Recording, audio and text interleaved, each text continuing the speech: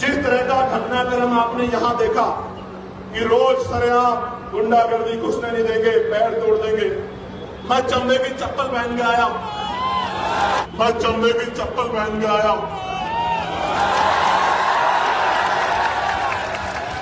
और भीम आर्मी का, आजाद समाज पार्टी का झंडा और डंडा दोनों इतने मजबूत हैं। और मैं बता देना चाहता हूं कि हम चमड़ा उतारना भी जानते हैं, उसका जूता बनाना भी जानते हैं, और समय आने पर सर पे पटक के मारना भी जानते हैं। ये वही बाराबंकी है। मैं पहले तो उस भाई का धन्यवाद दूंगा, इसलिए धन्यवाद दूंगा क्योंकि उसने, उसकी बार बार के हमले ने, जो उसने लाइव आके किया, मेरे सोए हुए लोगों को जगाने का काम किया और बहुजन समाज के लोगों में भाईचारा पैदा करने का काम किया। मैं इसके लिए उस भाई का धन्यवाद देता हूं और उसको मैं ये बताना चाहता हूं, उसको भी, उसके आका को भी, कि याद रखना मेरा नाम एडवोकेट चंद्रशेखर आजाद है। मैं किसी का कर्ज उधार नहीं छोड़ता। राजकाज बनने दो, सूद समेत अगर कर्ज नहीं उतारा तो मेरा नाम चंद्रशेखर आजाद नहीं आता। मैं आज इस मंच से घोषणा करके कहता हूं, वो दिन दूर नहीं है जब आजाद समाज पार्टी के बैनर के तले बहुजन समाज का पहला प्रधानमंत्री, अम्बेडकरवादी प्रधानमंत्री दिल्ली की कुर्सी में बैठेगा। मेरे बात और आपने ये बात ध्यान रखनी है, जो काशीराम साहब कहते थे, काशीराम साहब ये कहते थे कि विरोधी दुश्मन का काम है कि वो हमें गुमराह करेगा। जब वो हमें गुमराह करेगा तो हमारा भी काम है कि उसका काम है हमें गुमराह करना, और हमारा काम है ना गुमराह होना, ना अपने लोगों को गुमराह होने देना। अगर हम उनकी बातों में आ गए तो वही होगा जो 2012 से पहले हुआ कि लोकसभा में प्रमोशन में रिजर्वेशन का बिल फटेगा और दलित आदिवासी समाज के कर्मचारी अधिकारियों के अधिकारों पे हमला होगा। प्यारे साथियों, ये दल उस दिन कहा थे जब एक बाबा ये कह रहा था कि मरे मुलायम काशीराम प्रेम से बोलो। ये कहा थे उस दिन, अगर ये वास्तविकता में मानवर काशीराम साहब और मुलायम सिंह जी को भी दिल से मानते तो ये उस दिन सड़कों पे आके आंदोलन करते कि हमारे महापुरुषों का अपमान नहीं सहेंगे। अकेला चंद्रशेखर खड़ा था जिसने उन बाबा को कहा कि हैसियत में रहना, अगर हमारे महापुरुषों पर टिप्पणी करोगे तो ऐसा इलाज किया जाएगा कि भागने की जगह भी नहीं मिलेगी। अकेला चंद्रशेखर था इस बात को। इसलिए मैं आपसे कह रहा हूं प्यारे साथियों, साहब काशीराम साहब कहते थे कि मुर्दा लोग मिशन नहीं चलाते और जिंदा लोग मिशन को रुकने नहीं देते। इसलिए मैं आपसे कहना चाहता हूं, आज मेरे साथ आपको संकल्प लेना है, क्योंकि काशीराम साहब ने कहा था जिस समाज की गैर राजनीतिक जड़ें मजबूत नहीं होती उसकी राजनीति भी कामयाब नहीं होती। हमें अपनी सामाजिक जड़ें मजबूत करनी है, हमें बहुजन समाज में भाईचारा पैदा करना है और राजनीतिक शक्ति हासिल करनी है। और जिस दिन राजनीतिक शक्ति हमारे पास होगी फिर हम पे जुर्म जाति अत्याचार कोई नहीं कर पाएगा। प्यारे साथियों, ये लड़ाई राजपाट की है। हमारा राजपाट मुट्ठी भर लोगों ने छीना हुआ है, हमें राजपाट वापस लेना है। तो राजपाट की लड़ाई को हमें, और जब राजपाट ले लेंगे तो याद रखो मेरी बात को, जिस दिन राजपाट होगा उसी दिन महापुरुषों का अधूरा सपना भी भारत में पूरा होने का काम होगा। प्यारे साथियों, अभी 2 दिन पहले आपने देखा होगा लोकसभा में आदरणीय वित्त मंत्री जी निर्मला सीतारमण जी ने दुर्योधन को चेतावनी दी कि दुर्योधन ये पाप मत करो, ये पाप आपकी राज्य की सत्ता को निष्ठा नाबूद कर देगा। मैं इसलिए मानता हूं कि मैं और महात्मा विदुर में फर्क है, क्योंकि अगर मैं होता सभा में दुशासन की टांग पे टांग धर के चीर देता, लेकिन किसी बहन बेटी का अपमान नहीं होता। मैं चुप होके नहीं बैठता, मेरा जो होता तो होता, लेकिन मैं दुर्योधन और दुशासन की टांग पे टांग धर के चीर देता, लेकिन द्रौपदी का अपमान नहीं होगा। ये फर्क है महात्मा विदुर में और मुझ में। जब मैंने उनको आगे पढ़ा तो मुझे पता लगा कि जब कौरवों और पांडवों में, महाकाव्य में जब मैंने पढ़ा कि कौरवों और पांडवों में जब बंटवारा होने लगा तो महात्मा विदुर ने प्रस्ताव दिया कि पांडवों को 5 गांव दे दो। जिस तरह उस सभा में सब लोग चुपचाप बैठे थे, यूजीसी में भी जो आपका नेता बनने का ढोंग करते हैं दलित पिछड़े समाज के नेता, उनमें से एक का मुंह नहीं खुला, पूरा मंच यहां गवाह है। बहुजन समाज की सब जातियों के लोग बैठे हो। बताओ, यूजीसी की गाइडलाइन जो हमारे पढ़ने वाले बच्चे जिनको हमने खून पसीना लगा के यूनिवर्सिटी में भेजा, उनके साथ जो अन्याय होता है, रोहित की जो हत्या हुई, पायल की जो हत्या हुई, उनकी हत्याओं को रोकने के लिए वो जब गाइडलाइन बनी तो आपके जो तथाकथित नेता अपने आप को जो आज जयंतियां भी बना रहे, बताओ एक के मुंह से आवाज निकली क्या?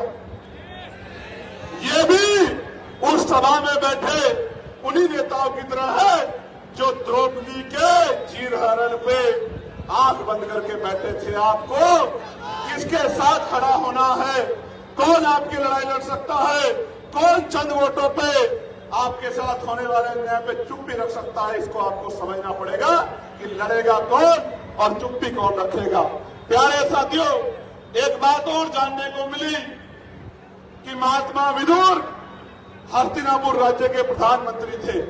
मैं आज इस मंच से घोषणा करके कहता हूं, वो दिन दूर नहीं है जब आजाद समाज पार्टी के बैनर के तले बहुजन समाज का पहला प्रधानमंत्री, अम्बेडकरवादी प्रधानमंत्री दिल्ली की कुर्सी में बैठेगा, मेरे साथ पाया गया। और जिस दिन ये कार्य होगा उसी दिन मान्यवर साहब श्री काशीराम जी का अधूरा सपना भी पूरा होने का काम होगा। और ये मेरी और आपकी जिम्मेदारी है कि जिस ड्राइवर ने अपना पूरा जीवन कुर्बान कर दिया, जिस ड्राइवर ने अपने लिए 1 इंच जमीन, 1 रुपया, 1 खाता नहीं बनाया, जिसने रूखे सूखे भूखे पेट इस समाज को जगाने का काम किया, अगर हम उनकी सच्चे अनुयायी हैं, हमारा फर्ज बनता है कि हम मान्यवर काशीराम साहब के अधूरे सपने को पूरा करें। करना चाहिए नहीं करना चाहिए? दोनों हाथ उठा के बताओ, करना चाहिए नहीं करना चाहिए? जो लोग इधर खड़े, दोनों हाथ उठाओ, करना चाहिए नहीं करना चाहिए? प्यारे साथियों, उत्तर प्रदेश के हालात खराब हैं। संभल में एक अधिकारी जो है तो जनसेवक, लेकिन भाषा भाजपा नेताओं की बोल रहे हैं। कह रहे हैं अगर ज्यादा लोग मस्जिद में नमाज पढ़ोगे तो कार्रवाई हो जाएगी, मस्जिद से बाहर पैर रख दोगे नमाज पढ़ने के लिए ईदगाह से तो कार्रवाई हो जाएगी। कह रहे हैं कि अगर रील बनाओगे तो रेल बना दूंगा। मैं ये समझता हूं एक जनसेवक की भाषा ऐसी नहीं होनी चाहिए। जनसेवक का मतलब यह है कि उसको देख के हर गरीब कमजोर के दिल में ये भाव पैदा हो कि जब तक ये जनसेवक खड़ा है तब तक मेरी तरफ कोई गुंडा आंख नहीं उठा सकता। लेकिन आज हालात बिगड़ गए हैं। लेकिन मैं धन्यवाद दूंगा हाईकोर्ट इलाहाबाद का, जिन्होंने कल संभल के एसएसपी डीएम का मार्गदर्शन करने का काम किया। उनको कहा कि अगर आप व्यवस्था नहीं करा सकते, धर्म का पालन नहीं करा सकते तो इस्तीफा दे दो या फिर ट्रांसफर दे दो। बहुत बड़ी टिप्पणी जो है उच्च न्यायालय ने जो है इलाहाबाद करने का काम किया और उनको अपने कर्तव्य का निर्वहन करने के लिए प्रेरित किया।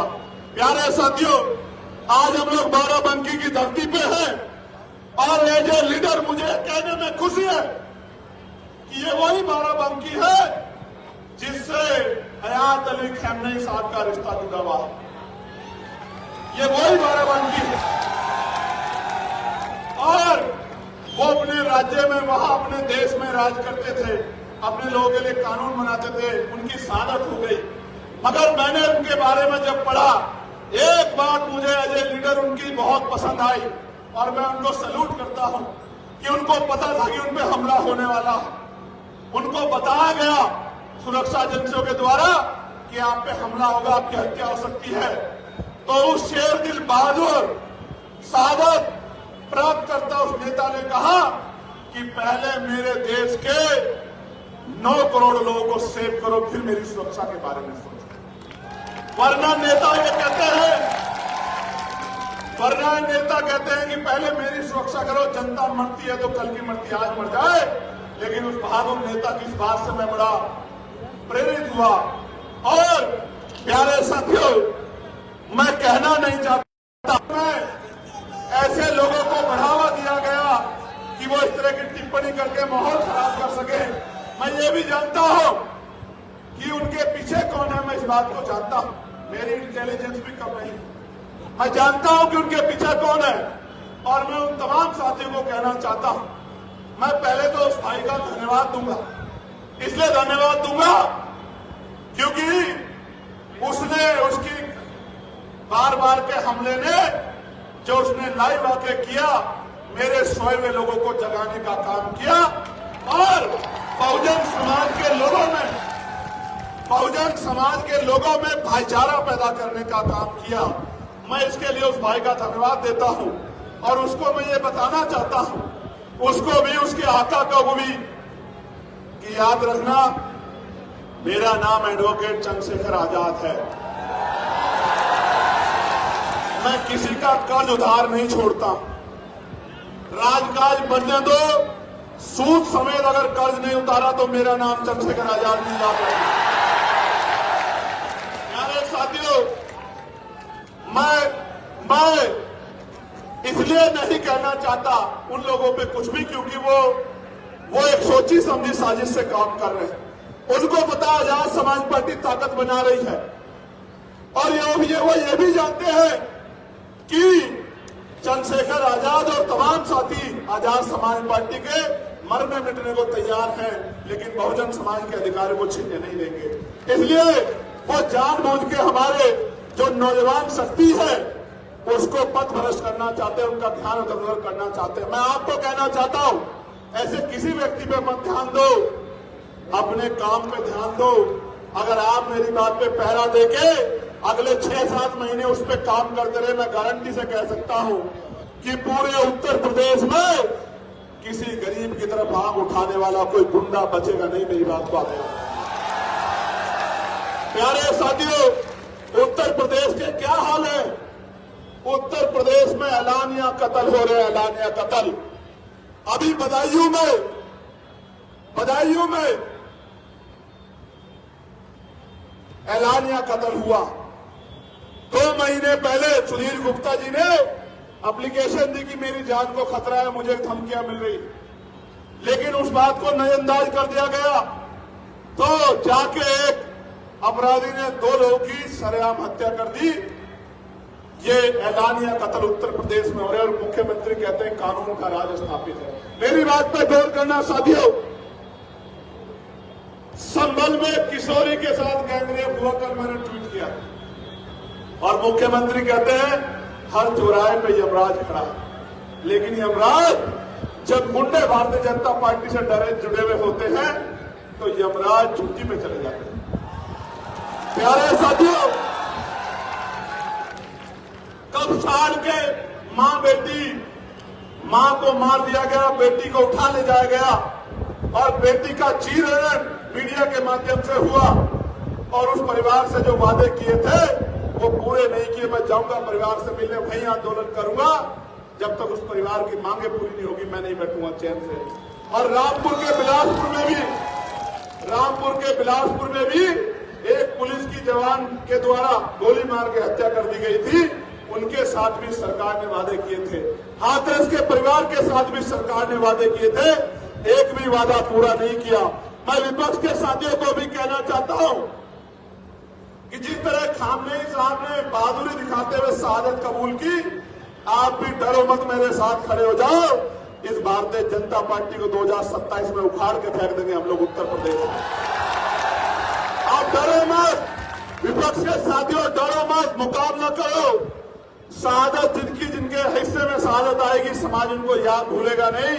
और जो लोग अंदर से समझौता करके बीजेपी का काम करेंगे, समाज उनको भी भूलेगा नहीं। मेरी बात को आप याद रखें। प्यारे साथियों, शाहजहांपुर में पाल समाज के हमारे एक बुजुर्ग के कान पकड़वा के अपमानित करने का काम हुआ। यह है उत्तर प्रदेश की सरकार जो बहुजन समाज के लोगों को अपमानित करती है। इसलिए बहुत सारी घटनाएं जो मेरी जानकारी में है, भदोही में मामूली से हैंडपंप के विवाद में जयसलाल सरोज जो चौकीदार थे, पेट्रोल डालकर जलाकर मार दिया। ये है कानून व्यवस्था।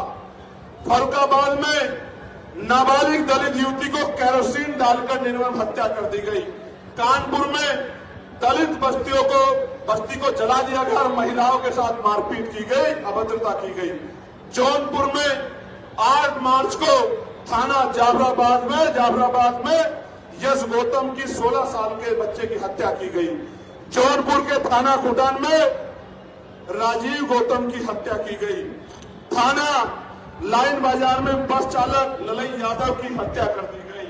थाना जाफराबाद में प्रेमचंद यादव की जो जन सेवा केंद्र चालक थे, उनकी निर्मम हत्या कर दी गई।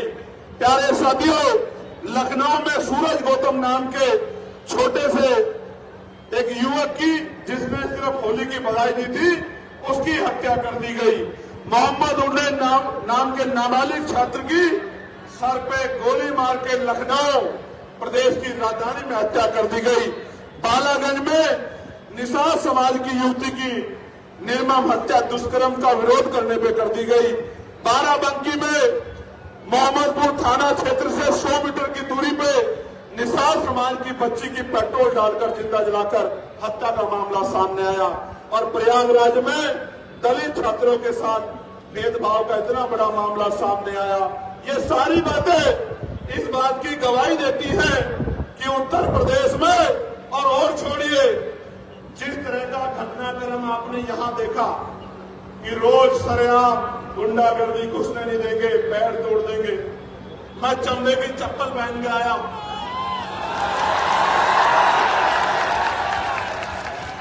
और भीम आर्मी का, आजाद समाज पार्टी का झंडा और डंडा दोनों इतने मजबूत हैं। और मैं बता देना चाहता हूं कि हम चमड़ा उतारना भी जानते हैं, उसका जूता बनाना भी जानते हैं, और समय आने पर सर पे पटक के मारना भी जानते हैं। इस बात को भूलना नहीं। प्यारे साथियों, हमें ऐसे गैर जिम्मेदार लोगों की बातों में आके, जिस तरह की गैर जिम्मेदारी यहाँ के कुछ अति ऊर्जावान और गैर जिम्मेदार नौजवानों ने दिखाई, किसी के इशारे पे उनकी बातों में आके हिंसा के और असंवैधानिक रास्ते पे नहीं जाना। मुझसे वादा करो ऐसे हाथ आगे करके कि ऐसे गुंडों के चक्कर में नहीं पड़ोगे और अनुशासन में रह के संवैधानिक दृष्टिकोण से महापुरुषों के रास्ते पे चलने का काम करो। पक्का? प्यारे साथियों, मैं कहना नहीं चाहता था, लेकिन ये बात बतानी जरूरी है। हालांकि मैं इन सब चीजों से डरता नहीं, लेकिन प्रशासन को भी पता हो कि अब जब हम आ रहे थे, व्यवस्था पे हमला, ये खाकी के इकबाल पे हमला, ये उत्तर प्रदेश के मुख्यमंत्री के साथ में वो जो तुर्रम खां वाले भाषण देते हैं, उनके भाषणों में हमला है। हम तो सत्ता में नहीं है, लेकिन सत्ता द्वारा पोषित गुंडे अगर इस तरह का कार्य करते हैं तो वो मुख्यमंत्री को चैलेंज करते हैं, उनकी कानून व्यवस्था को चैलेंज करते हैं। हमको नहीं कर सकते। हम तो संविधान को मानने वाले लोग हैं। मैं आपको कहना चाहता हूं, जिस दिन से हम लोगों ने मोर्चा लिया है, जानबूझ के हमारे खिलाफ इस तरह के भाषण की, भाई हम किसी धर्म के इष्टों को, भगवानों को आपत्तिजनक शब्द कहते हैं, हम एक धर्म के खिलाफ इस तरह की बातें करते हैं, इस तरह का जानबूझ के हमारी शक्ति जो आजाद समाज पार्टी की ताकत बढ़ रही है, उससे डर के इस तरह का दुष्प्रचार किया जाता। मैं गारंटी देता हूं, मैं वकील हूं।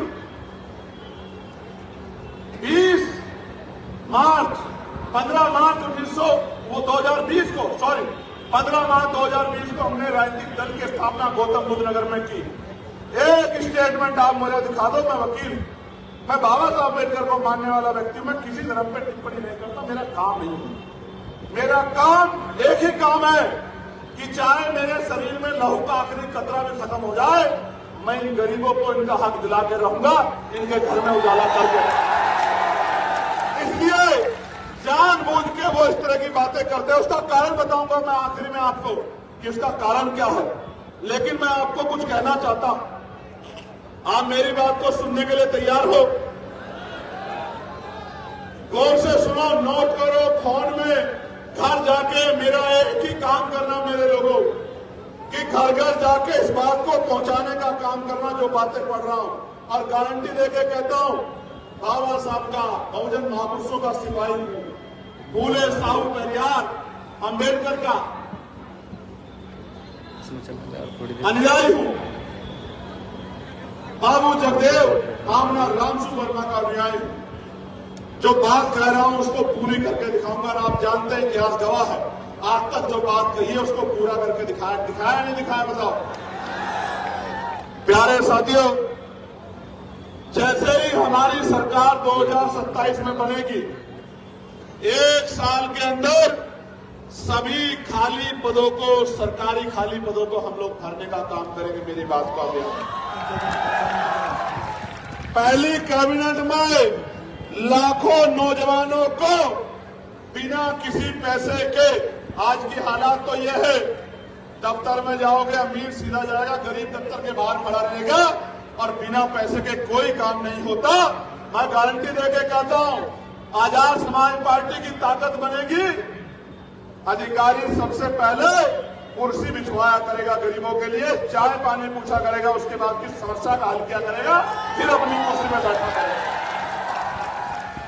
तो बिना किसी रिश्वत के गरीब के बच्चों को पारदर्शी परीक्षा करा के पूरे बैकलॉग को भरने का काम हम लोग करेंगे। दलितों, पिछड़ों को नौकरी उन बच्चों को देने का काम करेंगे जो पढ़े लिखे बेरोजगार घूम रहे हैं। प्यारे साथियों, ब्लॉक स्तर पर आवासीय विद्यालयों की व्यवस्था की जाएगी कि जो बहुत गरीब बच्चे हैं, जिनके माँ बाप उतना पैसा नहीं कमाते, उनके रहने के लिए और पढ़ने के लिए आवासीय विद्यालय बन जाए ब्लॉक स्तर पर। तहसील स्तर पर आईएएस, पीसीएस और अन्य प्रतियोगी परीक्षाओं के लिए तैयारी के लिए व्यवस्था कराई जाएगी। कोचिंग सेंटर बनाए जाएंगे, वो भी बिल्कुल मुफ्त होंगे, जिसमें गरीब के बच्चे भी अच्छी कंपटीशन की तैयारी कर सकते होंगे और कामयाब हो सकते हैं।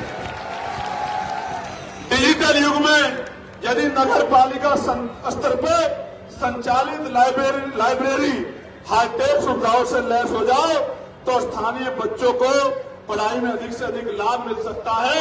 उसको हाईटेक करने का काम हम लोग करेंगे। ऐसा बड़े से बड़े प्राइवेट स्कूल में लाइब्रेरी नहीं होगी, जैसे हम लोग पंचायत स्तर पर बनाने का काम करेंगे गरीबों को आगे बढ़ाने के लिए। क्योंकि बाबा साहब अम्बेडकर ने कहा था कि शिक्षा श्रेणी का वो दूध है जो पिएगा वो दहाड़ेगा। और संत गाडगे जी महाराज ने कहा था कि एक रोटी कम खाना, अपने बच्चों को जरूर पढ़ाना। अगर थाली ना हो तो हाथ पे रख के खाना, लेकिन अपने बच्चों को जरूर पढ़ाना। इसलिए कह रहा हूं, मैं आज पुलिस के भाइयों ने बहुत अच्छा रोल अदा किया। मैं पुलिस के भाइयों को भी कहना चाहता हूं, इनकी वेतन विसंगता दूर करेंगे, 8 घंटे की ड्यूटी करेंगे, सप्ताह में 1 दिन छुट्टी करेंगे और बॉर्डर स्कीम को समाप्त करने का काम करेंगे। इस बात का भी मैं इन लोगों को विश्वास दिलाया।